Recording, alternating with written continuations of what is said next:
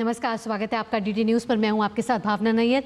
देश और दुनिया की बड़ी और अहम खबरों को लेकर हाजिर हूं। शुरुआत करते हैं इस बुलेटिन की टॉप हेडलाइंस के साथ।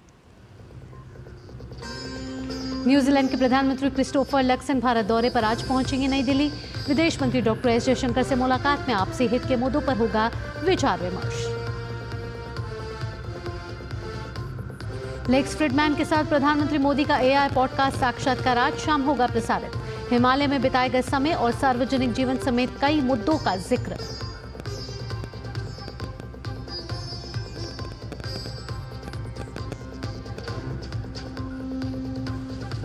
सुनीता विलियम्स के अंतरिक्ष से धरती पर जल्द हो सकती है वापसी। इंटरनेशनल स्पेस स्टेशन पहुंचा नासा का क्रू 10।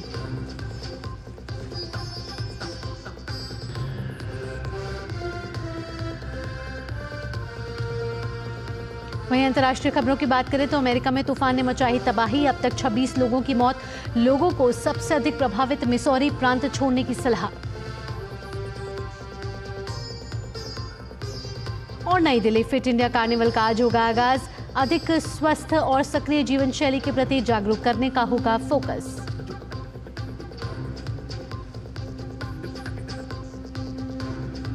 आप खबरें विस्तार से। प्रधानमंत्री नरेंद्र मोदी के निमंत्रण पर न्यूजीलैंड के प्रधानमंत्री क्रिस्टोफर लक्सन आधिकारिक भारत यात्रा पर आज दिल्ली पहुंच रहे हैं। प्रधानमंत्री का पदभार संभालने के बाद क्रिस्टोफर लक्सन की यह पहली भारत यात्रा है। न्यूजीलैंड के प्रधानमंत्री आज विदेश मंत्री डॉक्टर एस जयशंकर से मुलाकात करेंगे। न्यूजीलैंड के प्रधानमंत्री के साथ इस यात्रा में कुछ स्तरीय प्रतिनिधिमंडल भी मौजूद रहेगा। इस प्रतिनिधिमंडल में मंत्री, वरिष्ठ अधिकारी, व्यवसायी, मीडिया प्रतिनिधि और न्यूजीलैंड में रह रहे प्रवासी भारतीय समुदाय के सदस्य शामिल होंगे। कल क्रिस्टोफर लक्सन प्रधानमंत्री नरेंद्र मोदी से मुलाकात करेंगे। मुलाकात के दौरान दोनों देशों के बीच भारत न्यूजीलैंड संबंधों के विभिन्न पहलुओं पर विचार विमर्श होगा। प्रधानमंत्री क्रिस्टोफर लक्सन 17 मार्च को नई दिल्ली में मुख्य अतिथि के रूप में 10वीं रायसीना वार्ता 2025 के उद्घाटन सत्र में शामिल होंगे और प्रमुख संबोधन देंगे। न्यूजीलैंड के प्रधानमंत्री राष्ट्रपति द्रौपदी मुर्मू से भी मुलाकात करेंगे। न्यूजीलैंड के पीएम 19 और 20 मार्च को मुंबई में भारत के उद्योग जगत के दिग्गजों और विभिन्न क्षेत्रों के प्रतिनिधियों से मुलाकात करेंगे।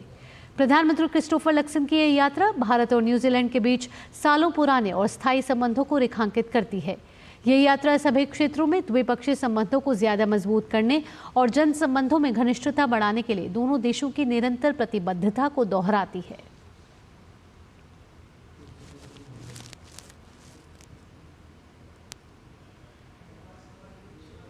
प्रधानमंत्री नरेंद्र मोदी ने लोगों से आज प्रसारित होने वाले लेक्स फ्रिडमैन के साथ बातचीत के अपने पॉडकास्ट साक्षात्कार को सुनने का अनुरोध किया है।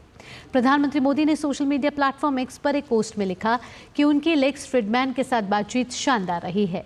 इस बातचीत में प्रधानमंत्री मोदी के बचपन, हिमालय में बिताए गए वर्ष और सार्वजनिक जीवन समेत कई अन्य मुद्दों को शामिल किया गया है। रायसीना डायलॉग का 10वां संस्करण कल से नई दिल्ली में शुरू होगा। ये भू राजनीति और भू अर्थशास्त्र पर भारत का प्रमुख सम्मेलन है। प्रधानमंत्री नरेंद्र मोदी और लक्सन 17 से 19 मार्च तक आयोजित होने वाले सम्मेलन के 10वें संस्करण का संयुक्त रूप से उद्घाटन करेंगे। इस सम्मेलन में कम से कम 18 देशों के विदेश मंत्री, कई वैश्विक कंपनियों के शीर्ष अधिकारी और विदेश नीति विशेषज्ञ शामिल होंगे। इस सम्मेलन में भाग लेने के लिए कई देश के नेता नई दिल्ली पहुंच रहे हैं।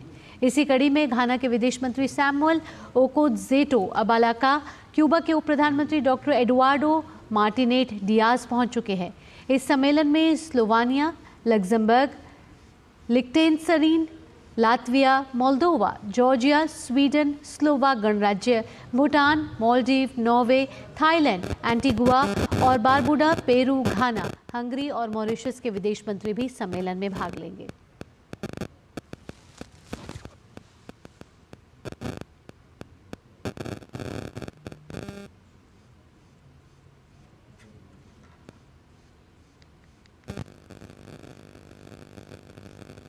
केंद्रीय गृह मंत्री अमित शाह आज असम के गुवाहाटी में पूर्वोत्तर क्षेत्र के मुख्यमंत्रियों के साथ भारतीय न्याय संहिता की प्रगति की समीक्षा बैठक करेंगे।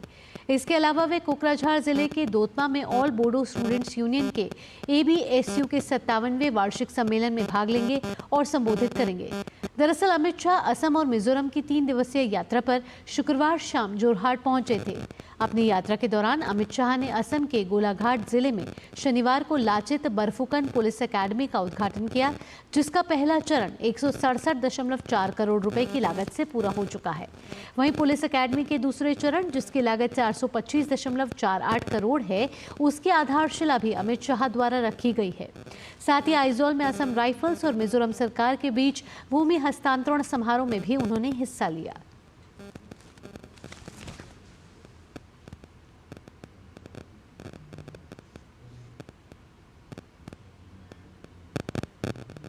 यहां रुक रहे एक छोटे से ब्रेक के लिए, जल्द हाजिर होते हैं।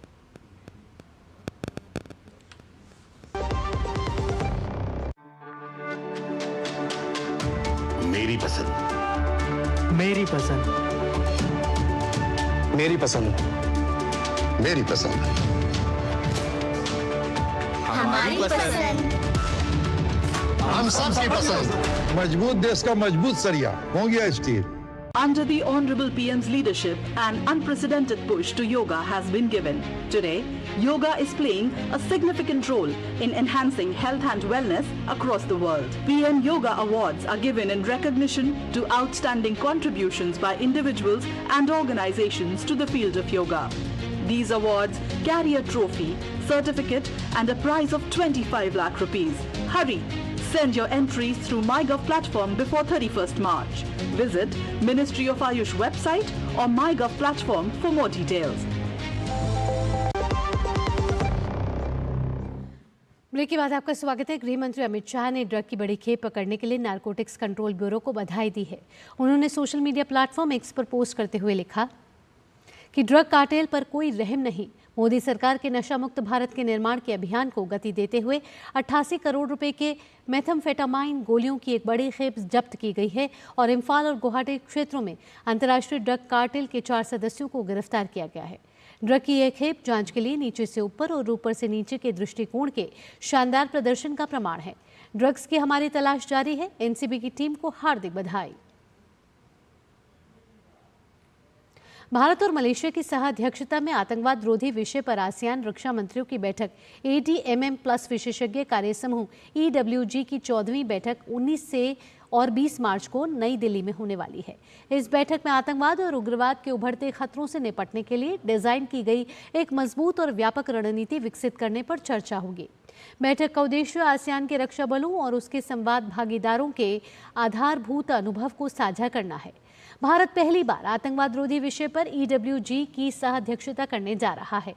इस बैठक में 10 आसियान सदस्य ब्रुनेई, कंबोडिया, इंडोनेशिया, लाओ, PDR, Malaysia, Myanmar, Philippines, Vietnam, Singapore और थाईलैंड के साथ 8 संवाद भागीदार ऑस्ट्रेलिया, न्यूजीलैंड, ROK, जापान, चीन, अमेरिका और रूस के प्रतिनिधिमंडल के साथ साथ तिमोर लेस्ते और आसियान सचिवालय भी भाग लेंगे। साल 2024 से 2027 के लिए आतंकवाद रोधी पर EWG के लिए नियोजित गतिविधियों की पहली बैठक होनी है। EWG की सह अध्यक्षता हर 3 साल बाद एक आसियान सदस्य देश और एक संवाद भागीदार की ओर से की जाती है। ADMM+ भाग लेने वाले देशों के रक्षा प्रतिष्ठानों के बीच व्यवहारिक सहयोग के लिए एक मंच के रूप में कार्य करता है। वर्तमान में इसका व्यवहारिक सहयोग के 7 क्षेत्रों आतंकवाद रोधी, समुद्री सुरक्षा, मानवीय सहायता और आपदा प्रबंधन, शांति अभियान, सैन्य चिकित्सा, मानवीय खदान कार्रवाई और साइबर सुरक्षा पर फोकस है। इन क्षेत्रों में सहयोग को सुविधाजनक बनाने के लिए EWG की स्थापना की गई है। भारतीय जनता पार्टी की केंद्रीय चुनाव समिति ने महाराष्ट्र में होने वाले विधान परिषद के उपचुनाव के लिए उम्मीदवारों के नामों की घोषणा कर दी है। संदीप दिवाकर राव जोशी, संजय किशन राव केनेकर और दादाराव यादव राव केचे विधान परिषद के उपचुनाव के लिए उम्मीदवार बनाए गए हैं।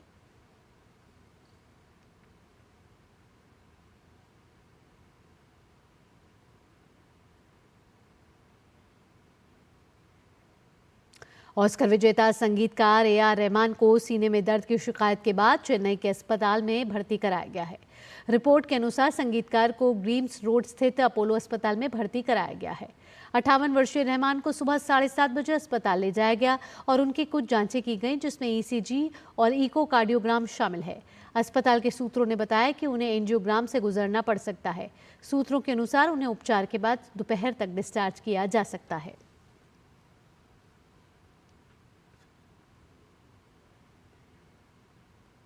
उत्तर प्रदेश के संभल में शाही जामा मस्जिद के पिछले हिस्से की रंगाई पुताई का काम शुरू हो गया है। इलाहाबाद उच्च न्यायालय द्वारा 12 मार्च को अनुमति दिए जाने के बाद रंगाई पुताई का काम शुरू किया गया है। रंग रोगन का काम भारतीय पुरातत्व विभाग के संरक्षण में हो रहा है, जिसे 9 मजदूर अंजाम दे रहे हैं।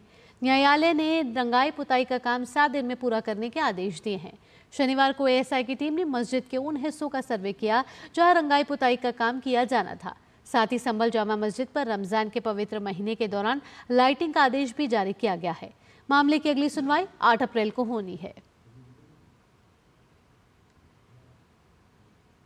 खबर मध्य प्रदेश की है। मध्य प्रदेश के मऊगंज जिले में शनिवार को आदिवासियों के एक समूह ने कथित तौर पर एक व्यक्ति का अपहरण कर उसकी हत्या कर दी। उसे बचाने की कोशिश कर रही पुलिस टीम पर आदिवासियों के समूह ने हमला भी कर दिया, जिसमें एक पुलिसकर्मी की मौत हो गई। पुलिस ने हिंसा के सिलसिले में 5 लोगों को हिरासत में लिया है। इस घटना में एक एएसआई समेत 2 लोगों की मौत हो गई है। साथ ही अन्य पुलिसकर्मियों को मामूली चोटें आई हैं। मुख्यमंत्री डॉक्टर मोहन यादव ने घटना का संज्ञान लेते हुए कहा है कि मेरी गहरी शोक संवेदनाएं शोकाकुल परिजनों के साथ है। उन्होंने कहा कि इस तरह की अमानवीय एवं दुर्भाग्यपूर्ण घटना के सभी आरोपियों पर कड़ी से कड़ी कार्रवाई के निर्देश दिए गए हैं।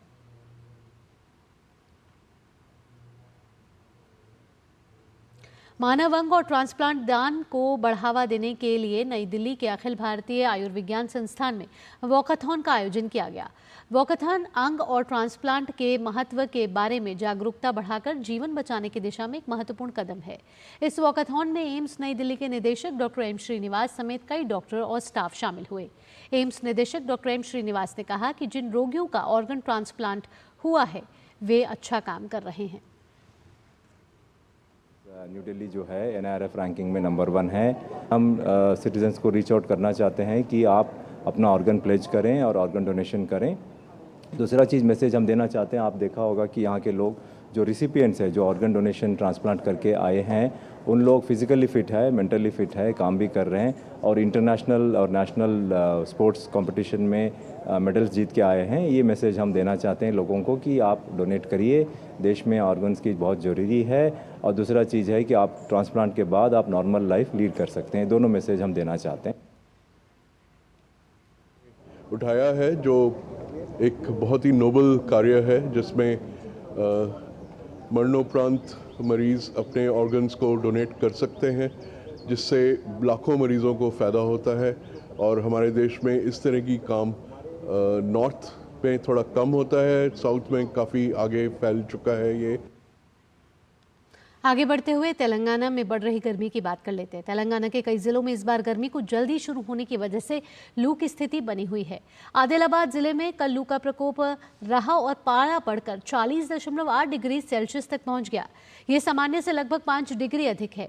वहीं निजामाबाद की बात करें तो कल 39.6 डिग्री सेल्सियस और मेडक में 39.2 डिग्री सेल्सियस तापमान दर्ज किया गया।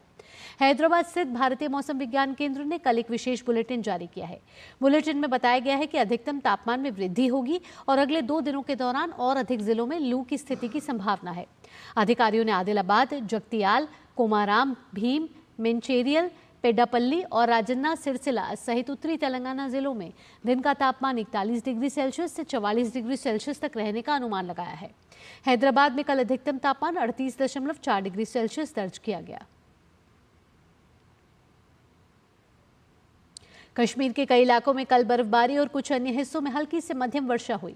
अनंतनाग, कुलगाम, शोपियां, पुलवामा, गुलमर्ग, सोनमर्ग और पहलगाम में बर्फबारी हुई है। तस्वीरों के जरिए आप देख सकते हैं कि बांदीपुरा जिले के गुरेज, कुपवाड़ा के कुछ इलाकों और घाटी के दूर दराज के इलाकों में भी बर्फबारी की खबर है। कश्मीर के अन्य हिस्सों में हल्की बारिश हो रही है।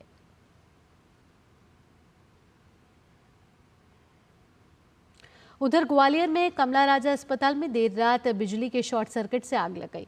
पुलिस के मुताबिक इस घटना में किसी के हताहत होने की खबर नहीं है। वहीं आग लगने के बाद प्रसूति वार्ड समेत पूरे अस्पताल में करीब 190 मरीजों को सुपर स्पेशलिटी अस्पताल में स्थानांतरित किया गया है। 2 दमकल गाड़ियों को मौके पर भेजा गया है, जिसके बाद आग पर काबू पा लिया गया है।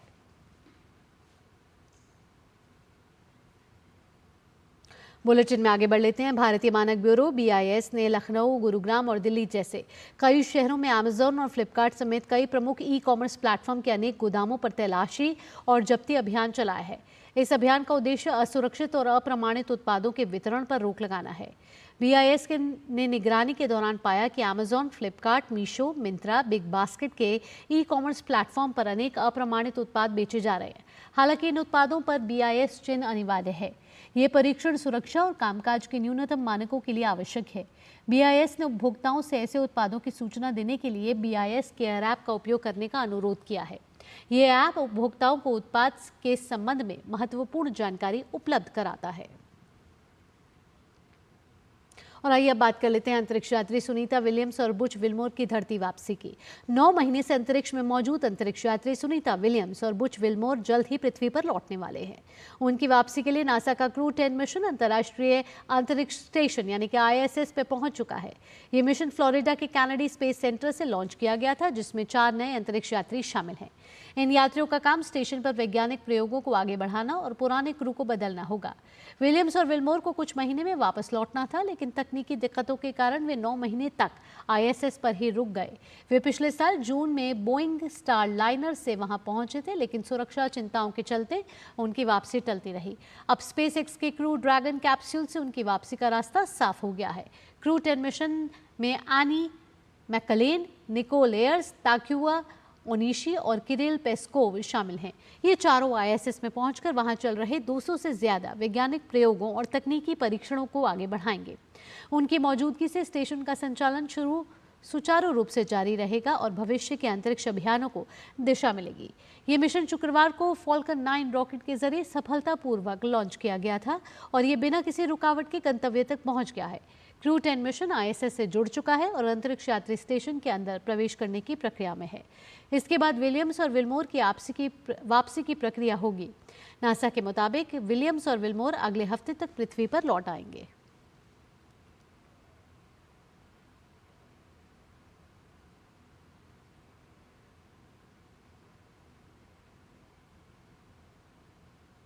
तो सुनीता विलियम्स और विल्मोर की वापसी की प्रक्रिया जारी है और जल्द ही विलियम्स और विल्मोर पृथ्वी पर लौटेंगे। आपको बता दें कि विलियम्स और विल्मोर पिछले 9 महीने से अंतरिक्ष में हैं और धरती पर लौटने की उनकी तैयारी की जा रही है। ऐसे में क्रू 10 मिशन जो तैयार है, जो विलियम्स और विल्मोर को धरती पर वापस लाएगा।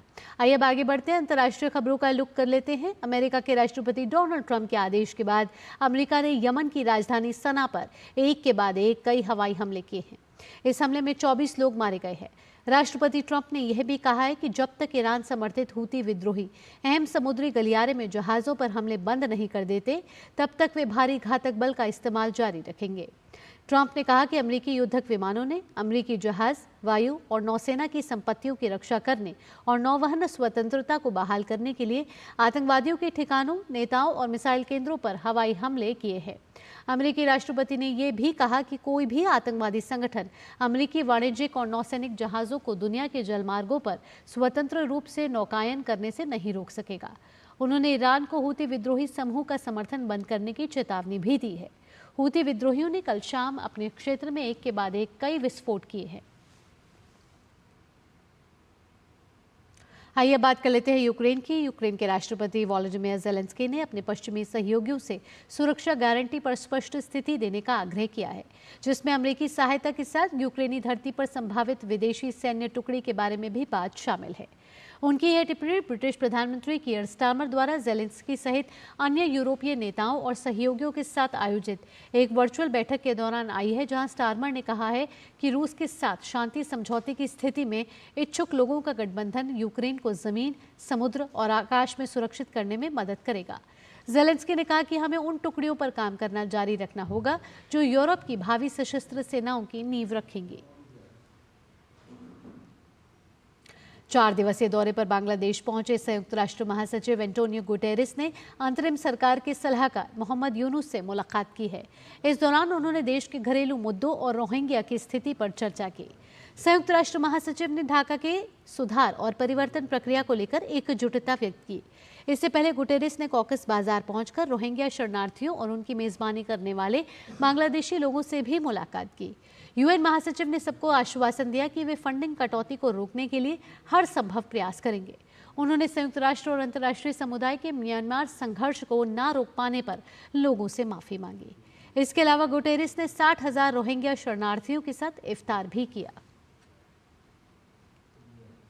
म्यांमार में लोकतंत्र समर्थकों के नियंत्रण वाले एक गांव पर सेना के हवाई हमले में 6 बच्चों सहित 27 नागरिक मारे गए हैं। मांडले पीपल्स डिफेंस फोर्स के प्रवक्ता ने कहा है कि सिंगो टाउनशिप के लेट पैन हला गांव में कल हुए हवाई हमले में 30 लोग घायल हुए हैं। मांडले पीपल्स डिफेंस फोर्स म्यांमार के मुख्य विपक्षी दल का समर्थक है। पिछले वर्ष जुलाई में इसने सिंगो शहर पर कब्जा कर लिया था। सैन्य सरकार ने लोकतंत्र समर्थक सशस्त्र पीपल्स डिफेंस फोर्स और जातीय अल्पसंख्यक गुरिल्ला गुटों के विरुद्ध हवाई हमले तेज कर दिए हैं। इन गुटों की दशकों से अधिक लंबे से स्वायत्तता की लड़ाई जारी है। युवा कार्यक्रम और खेल मंत्री डॉक्टर मनसुख मंडाविया आज नई दिल्ली के जवाहरलाल नेहरू स्टेडियम में फिट इंडिया कार्निवल का उद्घाटन करने वाले हैं। 3 दिन तक चलने वाले इस फिटनेस और वेलनेस कार्निवल का उद्देश्य फिट इंडिया अभियान के अनुरूप अधिक स्वस्थ और सक्रिय जीवन शैली और मोटापा मुक्त राष्ट्र को प्रोत्साहन देना है। इस दौरान रस्सी कूद, क्रिकेट, बॉलिंग, स्टेशनरी, साइकिलिंग और पंजा लड़ाने जैसे खेलों का आयोजन होगा। उद्घाटन समारोह में युवा कार्य और खेल राज्य मंत्री रक्षा गडसे और अभिनेता आयुष्मान खुराना भी उपस्थित रहेंगे। समारोह में आगामी खेलो इंडिया पैरा गेम्स का प्रतीक चिन्ह और गीत का भी अनावरण होना है। खेलो इंडिया पैरा गेम्स इस महीने की 20 तारीख से दिल्ली में आरंभ होंगे। फिट इंडिया अभियान के तहत आज राजधानी दिल्ली के मेजर ध्यानचंद स्टेडियम में संडेज ऑन साइकिल इवेंट का आयोजन किया गया। इस इवेंट में दिल्ली के कोने कोने से लोग साइकिलिंग के लिए पहुंचे। इंडियन मेडिकल एसोसिएशन से जुड़े डॉक्टर्स ने भी इस इवेंट में बढ़ चढ़कर हिस्सा लिया। पुशअप मैन ऑफ इंडिया के नाम से मशहूर रोहताश चौधरी इस इवेंट के मुख्य अतिथि रहे। विश्व रिकॉर्डधारी रोहताश ने युवाओं को फिट रहने और संतुलित भोजन करने का संदेश दिया। संडेज ऑन साइकिल इवेंट को लोगों का अपार समर्थन मिल रहा है।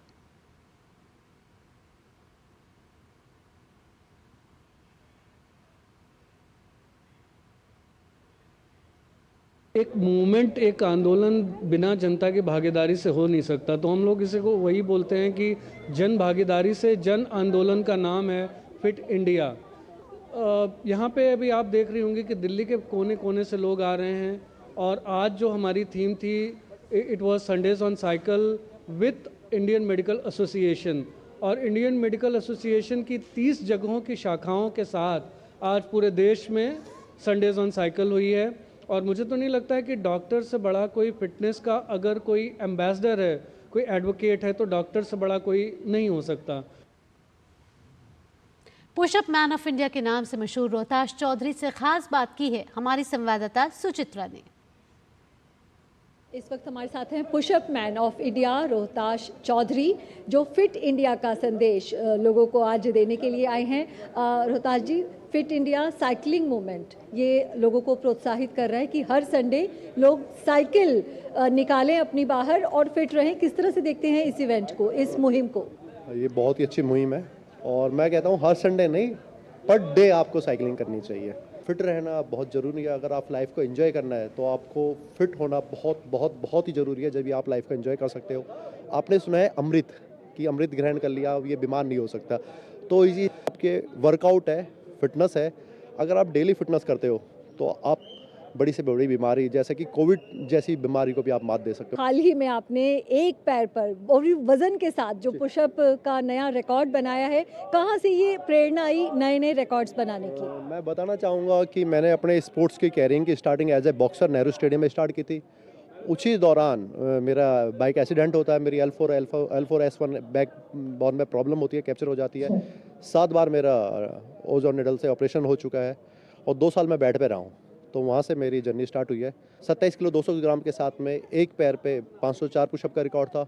वो रिकॉर्ड मैंने 28 केजी वेट लिया है और 721 पुशअप करके वो रिकॉर्ड मैंने ब्रेक किया है। और वो रिकॉर्ड मैंने हमारा ही नहीं, पूरे वर्ल्ड के सबसे प्रिय प्रधानमंत्री श्री नरेंद्र मोदी जी को मैंने अपना वो रिकॉर्ड समर्पित किया है। और आप शुद्ध शाकाहारी भी हैं, तो ये भी एक संदेश है कि फिट रहने के लिए, ताकतवर होने के लिए जो शाकाहार है वो भी अपनाया जा सकता है। मैं कहता हूँ कि शाकाहारी से ताकत शायद ही किसी और में हो। सबसे ज़्यादा ताकत जो है, जैसे आप सर्दियाँ चल रही थी, सर्दी में आप अगर कंटिन्यू बाजरा खाते हो तो शायद ही आपको पूरे जीवन में कैल्शियम की कमी हो पाएगी। दादा हैं, परदादा हैं, जो आपका पीढ़ी टू पीढ़ी जो डाइट आती खाया जा रहा है, तो आपको हमेशा वही डाइट फॉलो करनी है। उससे ताकतवर और उससे अच्छी डाइट कुछ भी नहीं है। और आज का जो युवा है देश का, उसे आप क्या संदेश देना चाहेंगे? उनके लिए एक आदर्श हैं आप। सबसे पहले तो मैं जो आज का युवा है, मैं उनसे संदेश नहीं, मैं उनसे प्रार्थना करना चाहूँगा कि वो जल्दी बॉडी बनाने के लिए स्टेरॉइड का प्रयोग ना करें। वो एक धीमा जहर है जो कि आपको अंदर अंदर खोखला करता है। रील में नहीं, रियल लाइफ में एंजॉय करें और फिटनेस को एंजॉय करें, आगे बढ़ें और अपने लाइफ में एक टारगेट ज़रूर बनाएं। अगर एक बार आपको मनुष्य जीवन मिला है, इसको छोटे लक्ष्य के मत लीजिए, आप इसमें अपना एक बड़ा टारगेट बनाइए और उसको अचीव कीजिए और उसको एंजॉय कीजिए। बहुत बहुत शुक्रिया हमसे बात करने के लिए। तो pushup man of India Rohtash Chaudhary, जिनका संदेश है युवाओं को कि वो रील में नहीं बल्कि रियल लाइफ में फिट बने और हेल्दी फूड को अपनाएं और फिट रहकर इस देश को भी फिट नेशन बनाएं, फिट इंडिया मुहिम को आगे बढ़ाएं।